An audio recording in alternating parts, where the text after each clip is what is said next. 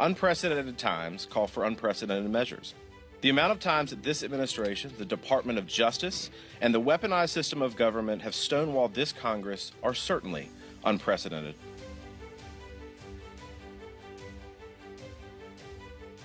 What is your reaction to what's taking place at the border right now? I think it's shameful. I mean, this matches what I've seen in Yuma, Arizona personally. When we were down there, we saw individuals from China, Ukraine, Uzbekistan, Africa, Haiti, Central and South America, you name it. Every part of the globe was present at the border that particular night that we were there. Well, I think certainly the border is the issue today. If you look at, what is going on, when I'm in district, they're talking about it constantly because they see what is going on. They see 300 Americans die every single day from fentanyl poisoning.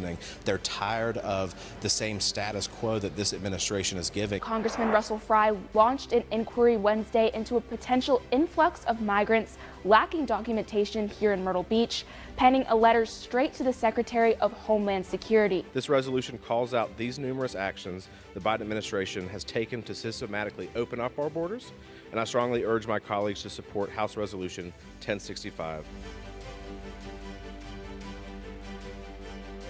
The Trafficking Survivors Relief Act follows several states' clear lead and provides federal relief to survivors of human trafficking. This bill would restore trafficking victims and reintegrate them into their families and their communities.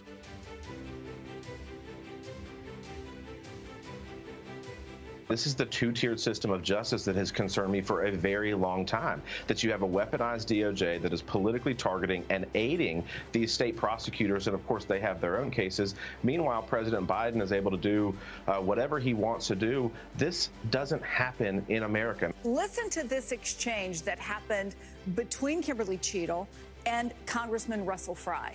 When did he transform from suspicion to threat? Because they're treated very differently. People can be suspicious, but they're not a threat until a certain point in time. So when did that happen? I believe that it was seconds before the gunfire started. Seconds. My gosh, we actually have a few questions that we got answered today.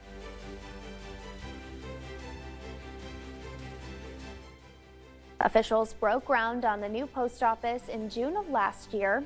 Work ramped up after 7th District Congressman Russell Fry asked the U.S. Postmaster General during a hearing why the post office had not been rebuilt. Congressman Russell Fry hosted a Veteran Resource Day yesterday at Georgetown Technical College, putting local vets in touch with a handful of organizations ranging from the VA to Project Golf. Mr. Speaker, I rise today to honor Timmonsville, South Carolina native and American legend Cale Yarborough.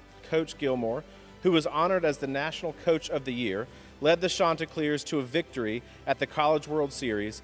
On Saturday, May 11th, the tournament broke the PGA attendance record for a first-year event, serving as a reminder that Myrtle Beach is indeed the golf capital of the world.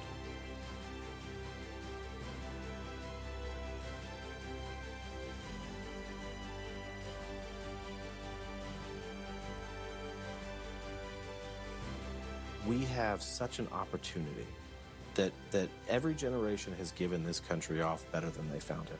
And while there's a lot of very big problems that we face as a country, we still have that same opportunity for the next generation. And that fuels my passion up here.